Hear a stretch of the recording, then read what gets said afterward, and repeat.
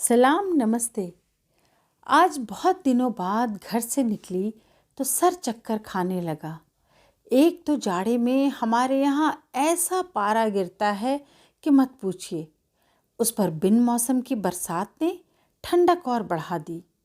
बारिश का पानी जगह जगह जमा होकर कीचड़ की शक्ल ले रहा था। दरअसल फ्लाईओवर का काम जोरों से चल जो रहा है। एक खुशी भी थी कि अब इसके बन जाने के बाद ट्रैफिक जाम की समस्या दूर हो जाएगी और गाड़ियां सर्र सर्र भागेंगी। अब ये अलग बात है कि अब नए रूट्स और डायवर्शन की वजह से रास्तों में नित नए बदलाव भी हो रहे हैं और संकरी सड़कों पर गाड़ियों की रेल पेल है। पर आने वाले फ्लाईओवर के सुखद स्वप्न के सामने ये सारी परेशानियां बेमानी थीं। हमारा हरा भरा शहर अब विकास के मामले में और शहरों के मुकाबले बराबरी पर आने वाला था। भला इससे अच्छी बात और क्या होती। अपने विचारों में गुम मैं चली जा रही थी कि अचानक मोड़ के पास ऐसा लगा जैसे आसमान नीचे आ गया हो। सब कुछ बहुत खाली सा लग रहा था। समझ में नहीं आ रहा था कि बात क्या है। फ्लाईओवर के काम के कारण सड़क के दोनों किनारों का नक्शा एकदम बदल गया था। जगह को तो पहचानना भी मुश्किल था। तभी अचानक मुझे कहीं से कराहने की आवाज़ सुनाई दी। आसपास निगाह दौड़ाई तो कोई इंसान न दिखा। फिर ये आवाज़ आई कहाँ से? डर से मैंने हनुमान चालीसा का पाठ मन ही मन शुरू कर दिया और अगल बगल देखे बिना तेज कदमों से आगे की तरफ भागी। तभी कराहने की आवाज़ और तेज हो गई और मेरे बिल्कुल पास सुनाई दी। मैंने गौर से देखा तो आवाज़ वहाँ कट कर गिरे एक विशाल पेड़ से आ रही थी। ओहो, ये शायद पोस्ट ऑफिस के पास वाला बड़ा विशालकाय पेड़ है। पेड़ काफ़ी बड़ा और लंबा चौड़ा था, इसलिए उसके तनों को कई जगह से काट कर छोटा किया जा रहा था ताकि उसे वहाँ से हटाकर दूसरी जगह ले जाने में आसानी हो।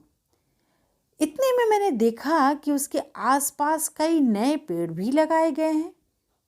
तसल्ली हुई कि चलो कुछ बड़े पेड़ कट रहे हैं तो कम से कम नए पेड़ लगाए भी जा रहे हैं। तभी मुझे कुछ बच्चों की आवाज़ सुनाई दी। गौर से देखा तो पास के छोटे पेड़ बेचैनी से लहरा लहरा कर बड़े पेड़ को कटता देख दुखी होकर उनसे बातें कर रहे थे। एक खंभे के पीछे छिपकर मैं उनकी बातें सुनने लगी। दादाजी, दादाजी, आपको बहुत दर्द हो रहा है क्या? आप कराह क्यों रहे हैं? अरे नहीं बच्चों, ऐसी कोई बात नहीं। अब अंग कट रहे हैं तो थोड़ा दर्द तो होगा ना। जी दादाजी, दर्द तो हमें भी हुआ था जब हमें एक गाड़ी में एक साथ रखकर लाया गया था। हम सारे बच्चे एक दूसरे के साथ रगड़ खा रहे थे।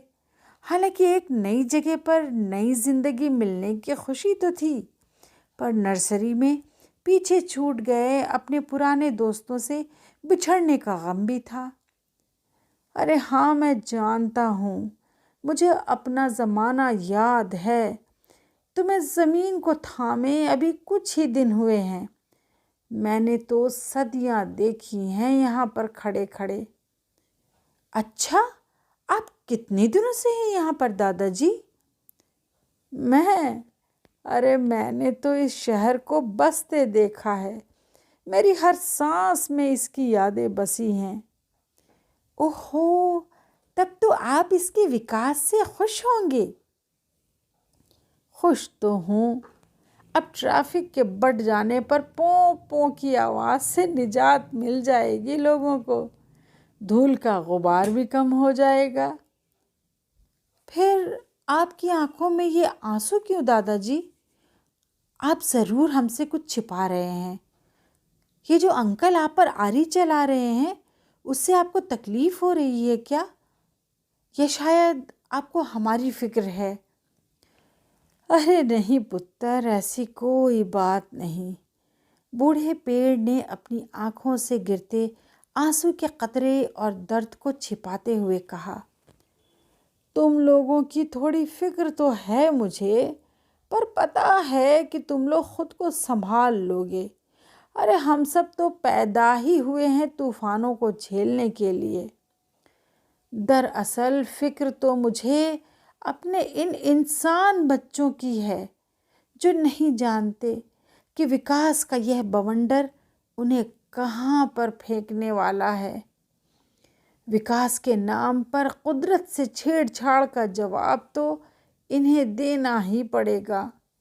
और मुझ जैसे जाने कितने बूढ़े बरगद फ्लाईओवर के लिए निकाली गई इस मिट्टी के नीचे दबे पड़े हैं। अब यह सोचकर डरता हूँ कि भला किसी की कब्र पर महल खड़ा हो सकता है क्या? तभी आरी के जोरों के जर्र जर्र की आवाज़ के साथ और नन्हे पेड़ों के शहीद दादा अमर रहें, शहीद दादा अमर रहें के नारों के बीच बूढ़े पेड़ का आखिरी टुकड़ा धरती पर धम्म से गिरा और मेरे, आपके और हम सबके सामने एक क्वेश्चन मार्क लगा गया। विकास के लिए शहर शहर हम हर दिन जितने पेड़ काट रहे हैं, उनकी भरपाई के लिए क्या समय पर उससे ज़्यादा पेड़ लगा रहे हैं? एक सजग नागरिक होने के नाते इस बारे में हमने क्या किया है? एक बार सोचिएगा ज़रूर।